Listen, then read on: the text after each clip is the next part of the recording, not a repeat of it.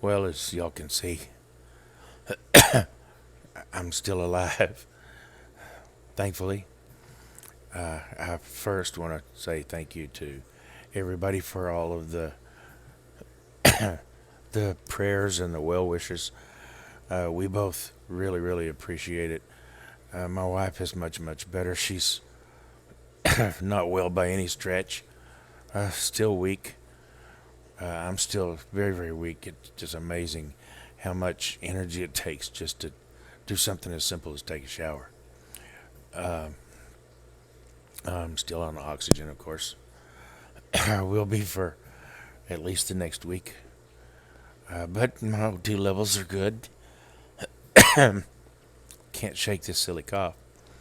But on the good news front, I've actually been able to sleep in a bed for the last 2 nights. First time since I've been home from the hospital. Up until a couple of nights ago, if I tried to sleep in the bed, I'd wake up every hour, hour and a half, just coughing my fool head off. I don't know why, but the only way I was able to sleep was actually sitting up in this recliner. So that's what I've been doing since I got out of the hospital on the 6th, I guess is what it was. I'm doing my exercises that the therapist wants me to do so that my legs don't atrophy and all of that. It's I still have difficulty talking without coughing, so I'm going to try to keep this relatively short. But again, I really appreciate everybody's kind remarks. I just wanted to give everyone I just wanted to give everyone an update. Like I said, my wife is doing much better. She's much stronger, but she's nowhere near well yet. And neither am I by any stretch. I still anticipate at least another month, if not more, before I'm in anywhere near in any condition to get out into the shop. And then I'll be taking it really, really easy once that happens. So, baby steps is what I'm looking at now. That if you haven't had this, you don't want it. Trust me. On a more positive note, I say more positive note. I don't know that it's more positive. Our primary care physician put us both on 50,000 units of vitamin D a week about 6 months before we got sick. Had he not done that, it could have been, probably would have been much, much worse. Even so, when I saw him Tuesday, he told me that I was, of all of his patients that have contracted COVID, I have been affected the worst. And he said that's probably very largely due to my allergy related asthma. And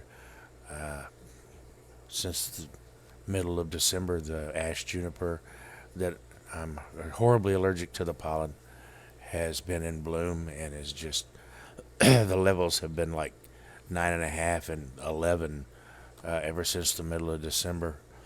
Hopefully, we've only got a few more weeks of that crap to go. I'll be so glad when the ash junipers no longer are pollinating because it just kills me. So that's a lot of what has affected me as negatively as this has, because it's basically two things compounded on another: the COVID, which does its thing respiratory wise, and on top of that, my reaction to the pollen in my lungs, which is that combination was just nearly deadly. They told me that I was like this close to having been put on a ventilator. I'm glad that did not happen. That's by and large not a good thing with this for one reason or another.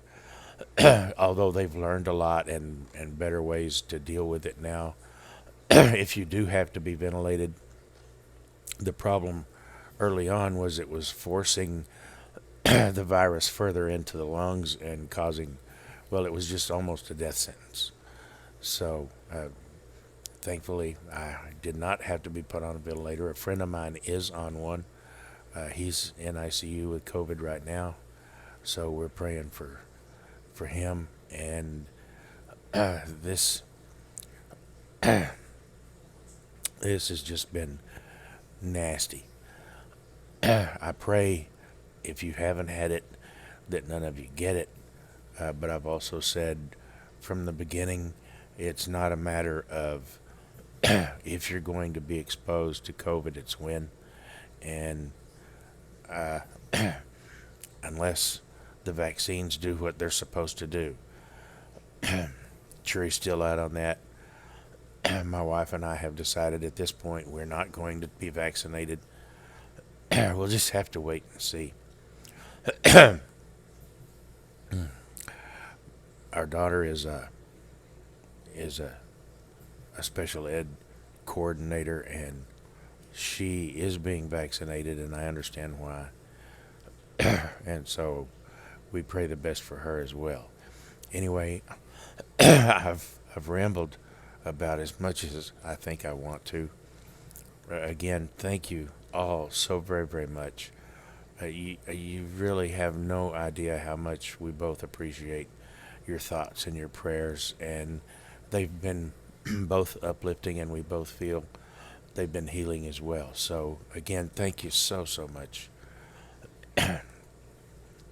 I'll try to keep you all updated as I can. So, from this